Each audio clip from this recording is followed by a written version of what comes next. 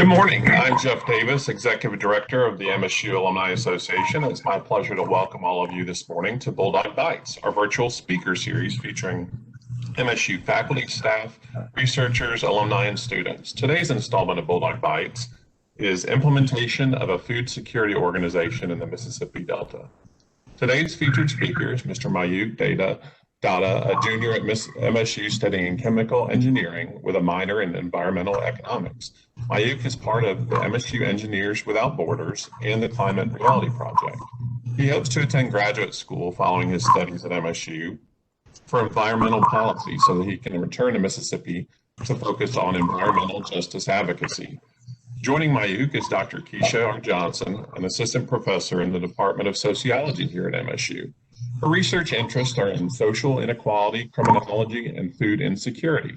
Dr. Johnson is the co-director of the Mississippi Food Insecurity Project, an interdisciplinary research team that examines food insecurity across the state and works with communities to address issues pertaining to food insecurity and food access. As a result of this work, Dr. Johnson has developed an interest in how food insecurity affects formerly incarcerated individuals, their families, in particular children. A reminder to our viewing audience, you can utilize our Q&A feature via the WebEx Q&A tool, or those that are following on Facebook Live can submit their questions in the chat area. Good morning, Mayukh, and good morning, Dr. Johnson. Thanks for joining us this morning, and welcome to Bulldog Bites. Thank you so much, Mr. Davis. It's a pleasure to be here, to be invited to do this virtually, no less, despite everything being so up in the air because of the COVID-19 pandemic. It is still amazing to be doing stuff like this and to be sharing the work that we are doing in Holmes County in the Mississippi Delta. Okay. So if it's all the same with everyone, then I can go ahead and get started. Dr. Johnson, just making sure if you're ready, and I'm ready to go. Sounds good. All right, Mayukh, I'm ready, so we can go ahead and begin. Sounds good. So hi, everybody who's online, who have attended this presentation today.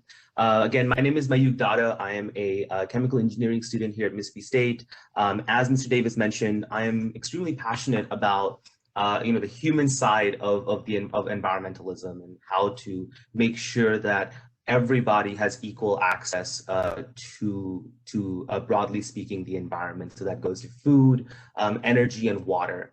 And so this project has sort of come out of that passion. So just to give you a quick outline of the presentation, what I will be doing is talking about my nonprofit. It's called Feeding the Future Mississippi.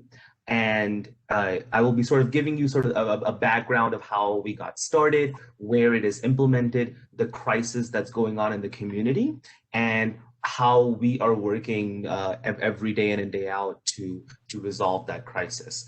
So without further ado, I'll sort of go to the next slide. If you can progress to the next slide there, Orly. Thank you. While I am the president of the organization and the director of operations and logistics, FFMS would not have started or would not be where it is today because without my two best friends, Braden Foldenauer and Ryan Hobson. We have been best friends since high school. Braden is a senior at Harvard University, and Ryan is a senior here at Mississippi State studying computer engineering. And Braden and I both did this program called the Delta Scholars Program back in, I did it in 2018, and then Braden followed up on 2019. And that is sort of where I met Dr. Keisha Johnson, who gave a presentation at that time about the backpack feeding programs that were implemented all across Mississippi. What Braden and I quickly realized, though, and also Ryan, was that the backpack feeding programs that were implemented in ex-urban areas, places that had a thriving business community that could support such programs, a community that had a considerable amount of wealth in it. But what we realized was that the places that needed it the most couldn't afford to have this program. And so that is where our community comes in. If you can go to the next slide. So this is Durant, Mississippi. It has a childhood food insecurity rate of nearly 40%. That is among the highest in the country. Has one of the lowest median incomes in the entire county. I think if I'm not mistaken, Holmes County, which is where Durant is located, is the second most impoverished county in the entire country. Not to mention there are other factors that exacerbate the issue of poverty. For instance, it has a high school graduation rate of less than 67%, which is about 20% less than the average state graduation rate. Not only that, but the school system, the Holmes County school system itself, has been designated as a letter D school system. So what we're seeing is that the lack of access to food has directly resulted not only in economic loss for the community, but also in educational loss for the children. And that is where our focus has come into play, is providing food so that some of these children will have enough to eat during the weekends. How do I know Durant? That might be a question that all of you all are asking. So my parents and I moved to the United States back in 2008, and we moved to Durant, Mississippi as they moved as teachers, and they have been teaching in the community for 12 years now. And what I saw growing up as a child in Durant was that, first of all, the nearest grocery store, the nearest Walmart is 30 minutes away, and most of the community doesn't have cars to drive in. Second of all, many of my friends, their only meal was in the school cafeteria. And so when they would go home, they wouldn't have access to food. And that hunger directly led to underperformance in classes, behavioral issues, and a whole host of other problems. If you can go to the next slide. So how do we try to resolve this crisis? The problem is, as I mentioned, that most of these students, these are elementary school students, their only meal is in the school cafeteria. And so when they get home, they don't have a whole lot to eat. While on a weekly basis we can't solve this problem, we probably can address it on a weekend basis. So what we have done is implemented the backpack feeding program in Durant, a place that previously couldn't afford to implement the backpack feeding program, to serve. It serves around 60 students this past year, every single weekend of the school year. And then, as you can see, it has the backpacks include, the backpacks include 2 entrees of breakfast, 2 lunches, and 2 dinners, and including a snack as well. What we have tried to do is that we have tried to make sure that all of these meals are healthy and low in sodium, so that a lot of these students are suffering from an obesity crisis, and so they can try to eat healthy and try to be well fed as well. If you can go to the next slide. And as it turns out, that despite the fact that Durant previously couldn't afford to implement this program, the cost of the operations are pretty cheap. You can see for just $4 a month, for just $4 a week, we serve one child for $144. We serve one child for the entire year. And so what it does is that it makes our fundraising efforts really easy. And so in order to fundraise, we have instituted a number of different methods. The first of which is partnering with local businesses and churches. And that was super important. We have now developed a regular relationship with the Durant Baptist Church, which gives us about $1,000 every year. Not only that, but we have developed relationships with local businesses. There's a furniture store in Durant that is a regular donor. That being said, though, the biggest source of income has been individual donors from our own network.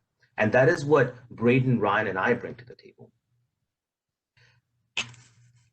Because us being in two different parts of the country, we can tap into our contacts at Mississippi State and our contacts at Harvard to make sure that we have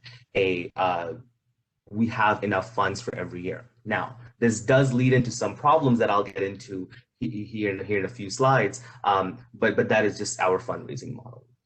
So speaking of individual donors, one of the biggest ways that we raise money is through our Adopt a Child program. What we have done is that for each donor who gives $144, we that $144 goes to feeding one child. But then, we sort of deputize that child to write a letter or do a drawing in which we give back to the donor. So it sort of implements a personal connection with the donor itself. If you can go to the next slide. So how is the money implemented? And this is where I think I should talk about perhaps the most important part of this nonprofit, and that is the parent liaison.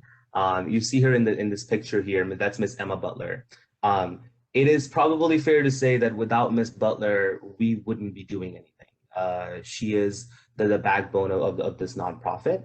And that is critically because, I, being in Starkville, cannot make the 2.5-hour drive to Durant every week to deliver the food. And so having someone in the community not only helps us build trust in the community, but it also helps us get the logistics in order.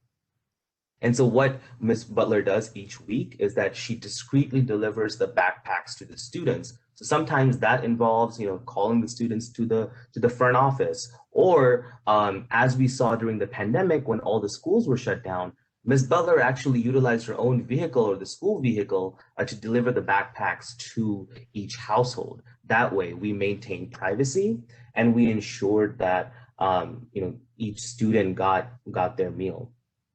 Could you go to the next slide?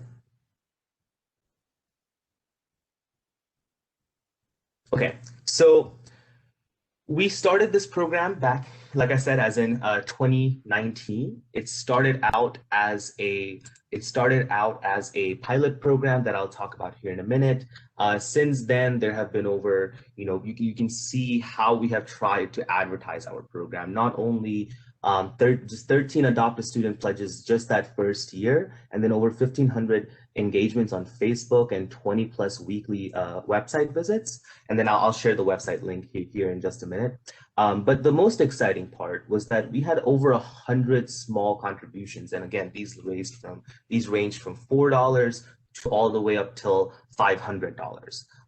And this gave us a source of our income, and it also helped raise awareness about the community. Next slide, please. So the pilot study. This was started in the spring of 2019. After I finished the Delta Scholars Program, I worked directly with Dr. Johnson to serve 33 students and their siblings meals during a 10-week period. And as you can see, even though it was 10 weeks, it was only $1,300, which we were able to raise through a partnership with the Mississippi Food Network and various other community organizations. If you can go ahead to the next slide. Okay, so then what happened after 2019 was that, first of all, we partnered with the school administrators to make our selection process more robust. So we relied on data-driven approaches, such as looking at school lunch data to figure out who was really going hungry and where someone's income level lied. We also looked at community involvement. So we took into consideration the input of not only teachers, but also, as I mentioned, parent liaison, who are pretty involved in the community and know which kid is really going hungry and who is not at home. And that has been able to so because of that one strategy, we have been able to engage a diverse amount of students than we otherwise would have.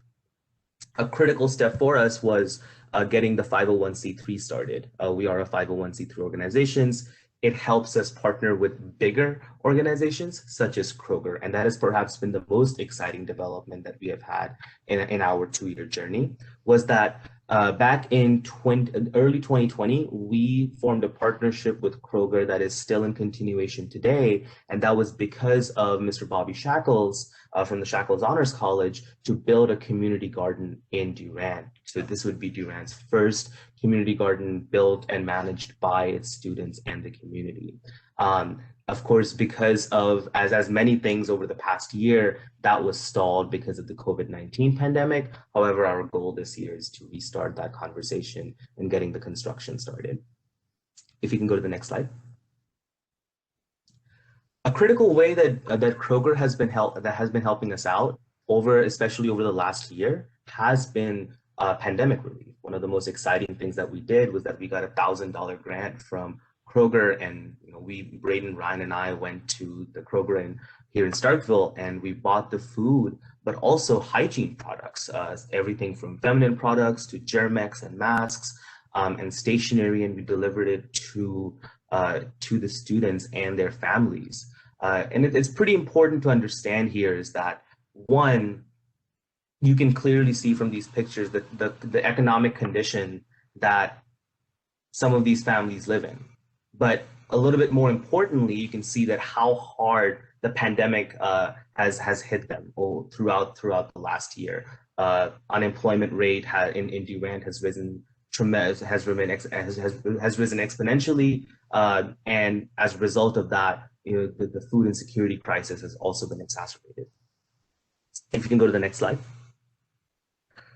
So these are some more pictures from our COVID-19 relief. So you can see on the left of the screen that we really tried, and that has been our mission throughout this entire campaign, is to provide students with healthy food. So we range everything from apples, to ramen noodles, to something that they can have fun with and eat, and maybe even to like some fruit snacks, but also laundry detergent, toothpaste, soap, things that would have been useful that would have been useful during the pandemic. If you can go to the next slide. So what our goal for the 2020-2021 school year has been is to raise $7,500 through small donations, and we're serving 52 students this year. That is directly through a partnership with the MSU Food Network and our network of small donors. Not only that, but our goal is also to break ground on Durant's community garden. We had a meeting with Kroger back in September to talk more about all of these efforts. And as we look at vaccine rollouts in the future, and as we look at how the COVID-19 pandemic is affecting rural communities, we are planning another COVID-19 relief package to be distributed around the middle of the summer. If you can go to the next slide. And so really quickly, I just want to talk about our partners. So first of all, our partner, one of our biggest partners is Kroger, but essential to our operation is the MSU Food Network.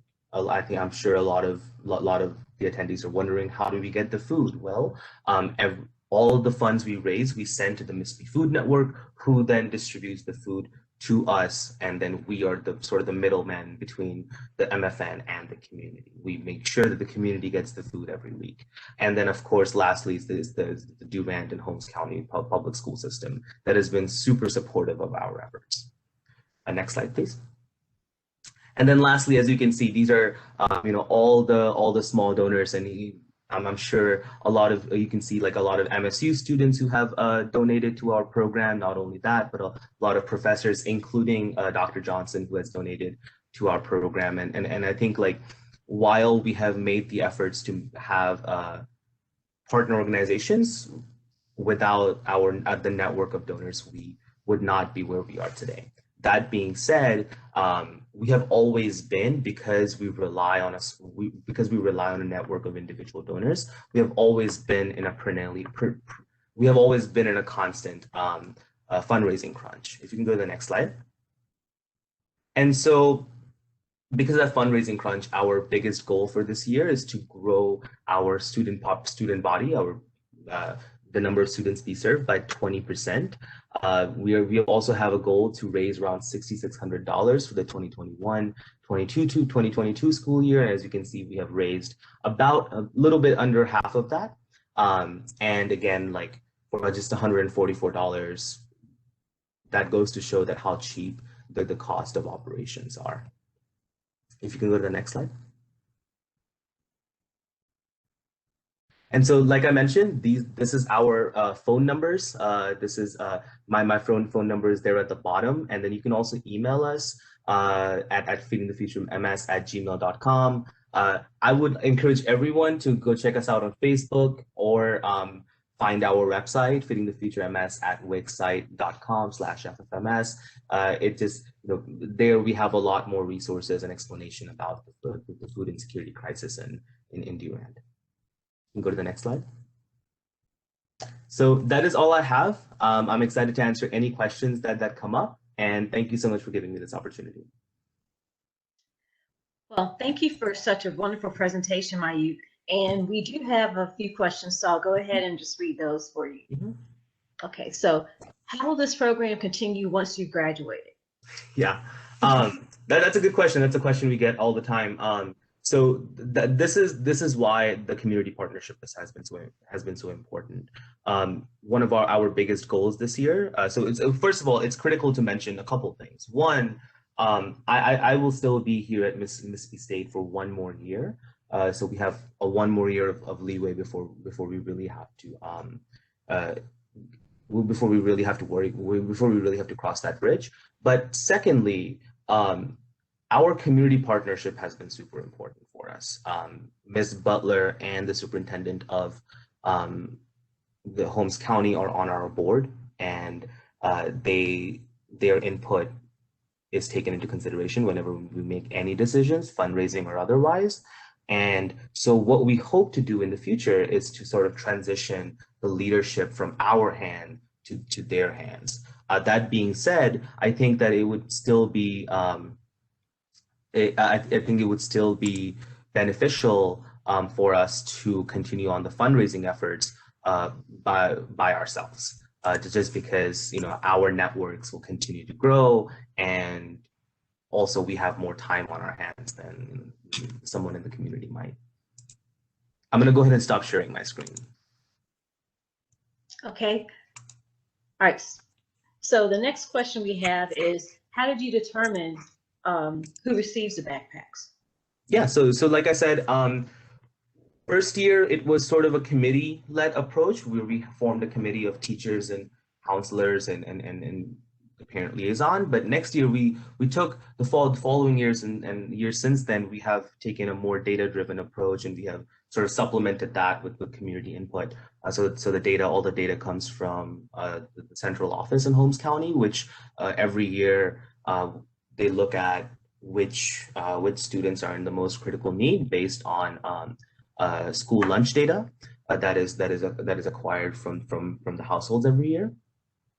And then we still have our the community process, where the teachers and the superintendent and Ms. Butler come together and say, okay, we need, this year we don't need to serve this family because because their kid graduated, or they moved or whatever, and or we need to then focus on this community, this family, because they have a greater need. And so that both of those inputs have been super important for us.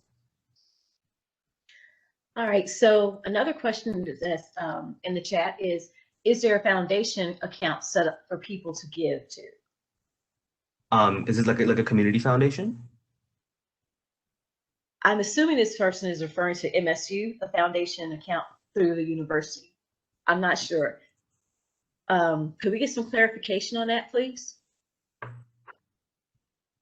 Okay. Well, while we're waiting for that, another question is that just appeared is, can other students get involved as volunteers? Yes, and admittedly that process has been a lot slower because of the fact that our community garden plans were stalled because of the pandemic. But one of our big goals coming up is, as we start to get some of these more extracurricular programmatic stuff rolling out the door, is to engage MSU students to work as volunteers. More importantly, though, is something that we are interested in, is to have MSU students who are also from the community.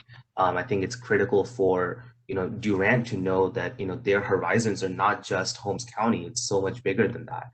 And I already have friends from Holmes County who attend MSU, and so for them to go back and then help with the creation of this community garden or other programmatic events, that would be that one would be helpful for us, but it would also be inspiring for the students. Okay, and to go back to the previous question I asked about the foundation account, this is referring to MSU Foundation account. No, we do not. However, because we are a 501c3, we are an independent organization from MSU, and we just operate all of our funds independently, but by ourselves. And also, what you can do is you can even donate to MFN by stipulating on the check that all the funds that you've donated go to the Feeding the Future Mississippi. Okay, are there any other questions? Oh, and I just wanted to say MFN is a Mississippi Food Network, so yes. On their website. Yes. All right, well, at this point, Mayukh, I think that this program is ended, but thank you so much for your presentation, and thank you for thanks to the university for their support. Yeah, and I just want to say and end on this note that there have been a lot of mentors like Dr. Johnson who have been super helpful through this process. So we're just thankful that we can do this day in and day out. Well, once again, thank you, Mayukh and Dr. Johnson, for all of your important work and for sharing it with our audience this afternoon, rather. So we appreciate you both, and we'll have this on our website as well with some links on how folks can support the great work that you're both doing. So thanks again for joining us on Bulldog Bites, and to our viewing audience, we look forward to seeing you next time. Hail State. Bye-bye.